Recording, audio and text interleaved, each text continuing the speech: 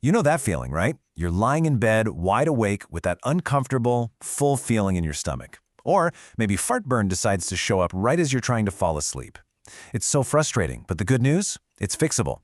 With just a few simple tweaks to your evening routine, you can get that smooth digestion and deep, restorative sleep you've been dreaming of.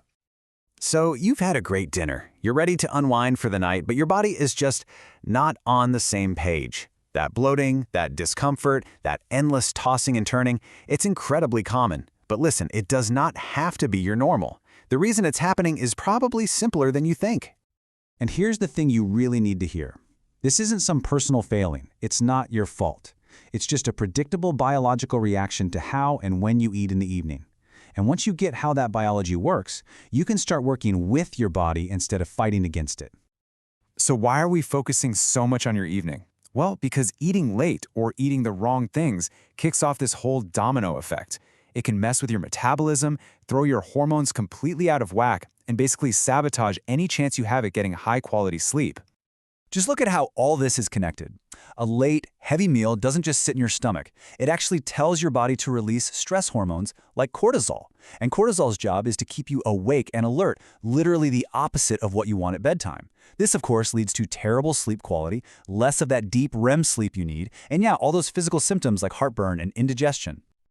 Okay, so how do we start fixing this? We begin with the golden rule. Honestly, if you only take one thing away from this, make it this one. Rule number 1, you've got to finish your main meal a full 2 to 3 hours before your head hits the pillow. 3 hours. Let that number really sink in.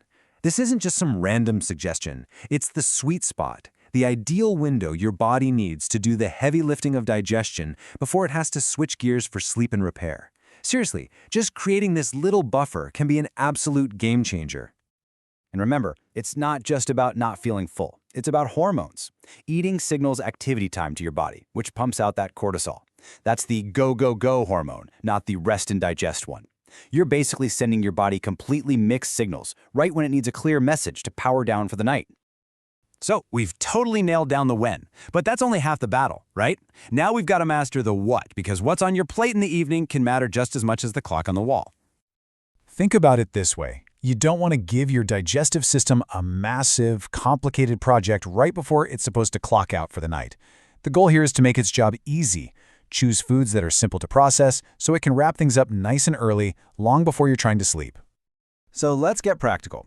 On one side, you've got your ideal plate. Some lean protein, tons of veggies, maybe some whole grains, all balanced and moderate. And on the other side, you've got the usual suspects for causing trouble. Anything super heavy, fatty, or crazy spicy that just cranks up stomach acid and slows the whole system down. This isn't about being restrictive, it's just about making smart swaps for a way better night. All right, you've eaten the right food at the right time. Awesome. But your work isn't quite done. What you do after dinner is key. Let's talk about your after-dinner game plan. Just a few simple moves to make sure everything goes smoothly. And the first play in that game plan is a short, gentle walk. And I really want to emphasize the word gentle. We are not talking about a power walk or a run here. This is just about simple movement to help digestion along, manage blood sugar, and reduce any of that post-meal bloating. And the timing is so simple. Once you're done eating, just hang out for maybe 20 minutes to an hour, let things settle, then head out for a slow 10 to 15-minute stroll. It's the perfect amount of movement to help things along without jacking up your heart rate and messing with your sleep.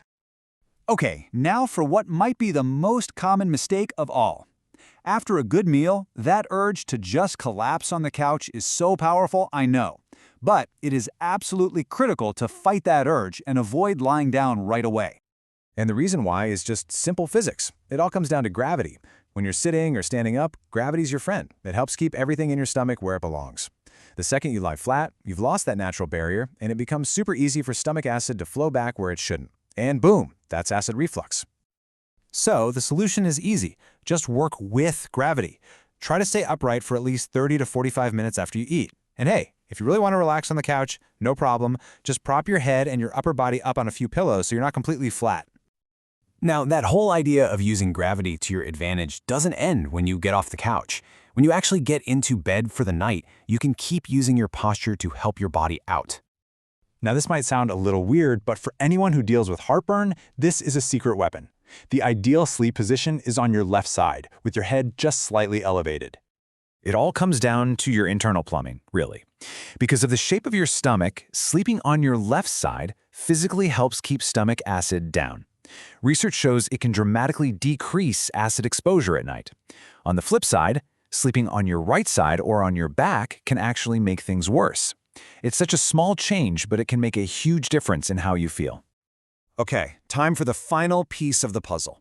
This is the one that makes all the other habits really stick. You can do everything right for one night, sure, but the real magic happens when you embrace consistency and start training your body's internal clock. And that brings us to our last rule. Your body loves a routine. It runs on this internal clock, a circadian rhythm that controls pretty much everything.